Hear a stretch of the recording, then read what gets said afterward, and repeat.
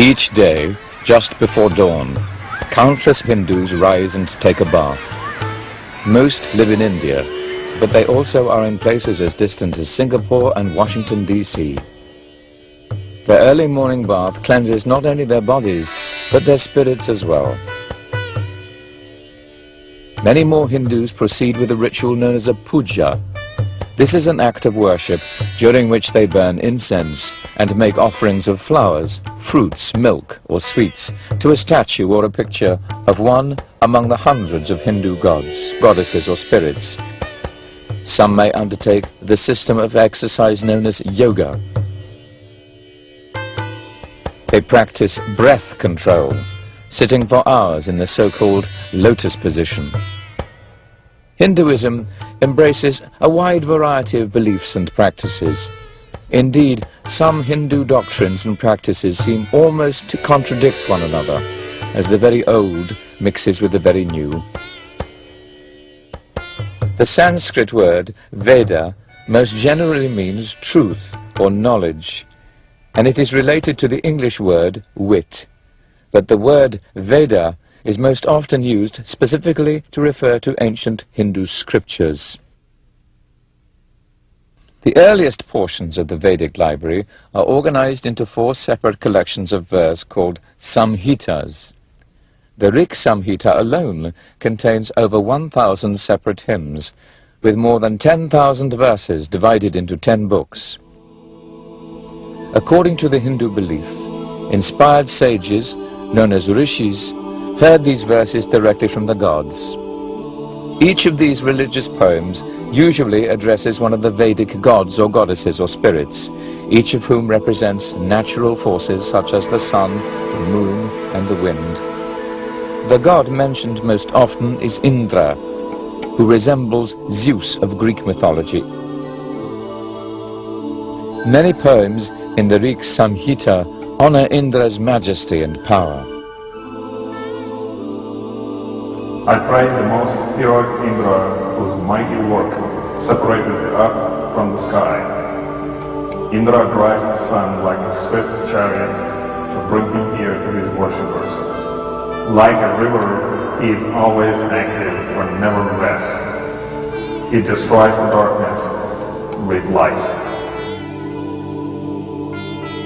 In ancient Hindu worship and sacrifice, the 1,028 hymns of the Rig Veda were chanted during religious ceremonies.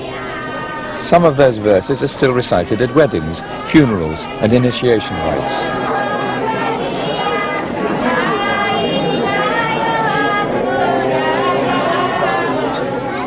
Just the act of reciting them is sacred, and their very sound is holy. Modern scholars don't know all the details of the religious rituals practiced during the Vedic age, but they do know that poetry from the Rig Samhita was chanted as part of several highly complicated rites. These rituals could take weeks, months, or even a year to perform. They also required the presence of many priests, each specializing in some part of the ceremony. During the Vedic age, the most specialized devotional activity was the Soma ritual. Soma was a liquid produced by crushing some form of vegetation. Priests collected the plant as they sang hymns about searching for and cutting down the Soma plant.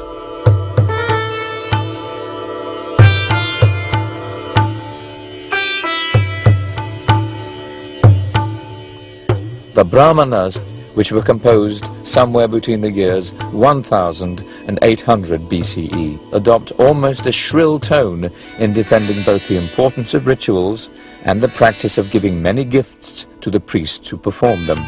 Indeed, many of the Upanishads, the last 300 or so books of the Vedic library, were berating a Vedic religious system that would soon die out and be replaced. In fact, the earliest Vedic texts never mention the belief and practices that a modern person usually associates with Hinduism. The Samhitas indicated that ancient Indians ate beef, but over the centuries the cow became a sacred animal, a symbol of the earth's fertility. Eating beef became a sin. The first Vedas described an afterlife, Later, the Upanishads introduced a different idea: reincarnation. Hindus thus came to believe that unenlightened souls are trapped in a continuous cycle of birth and death. Moksha, freedom from the painful cycle of rebirth and redeath, became the goal of those who focused their efforts on meditation and self-discipline. Vedic beliefs and practices probably were eclipsed by religious revolts against the dominance of priests and their elaborate rituals. The religious traditions of Jainism and Buddhism, which both had begun in the 6th century BCE, would become the most famous of these protest movements. Buddhism and Jainism was in part at this time period a reaction against the caste system. Caste system is comprised of 4 levels, which is the Brahmins, which are the priests, the Kshatriyas, which are the warriors, the Vaishyas, which are the laborers, and the Shudras, which are the untouchables. Now, these castes were strict, and you could not pass easily between castes. If you were a woman, you could pass, but through marriage. But if you were a male, you were stuck to your caste. You were born into a caste, and you had to follow the behavior of that caste.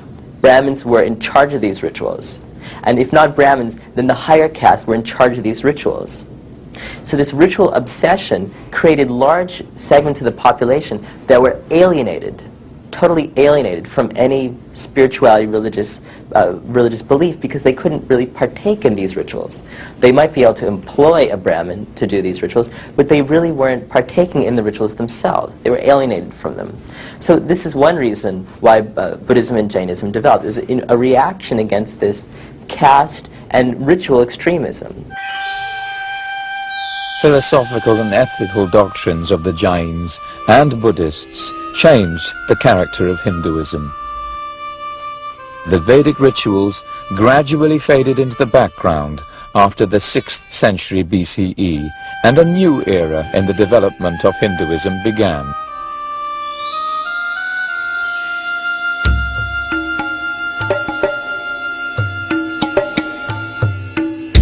In 326 BCE, the troops of Alexander the Great crossed the Indus River in northwest India. For some time, it had been apparent that an attack was coming, and the rulers of various Indian territories already had banded together.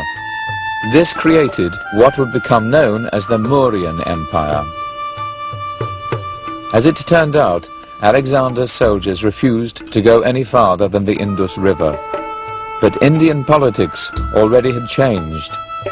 In about 250 BCE, Ashoka became emperor of the Mauryan dynasty. He expanded the empire through fierce wars of conquest, during which hundreds of thousands died.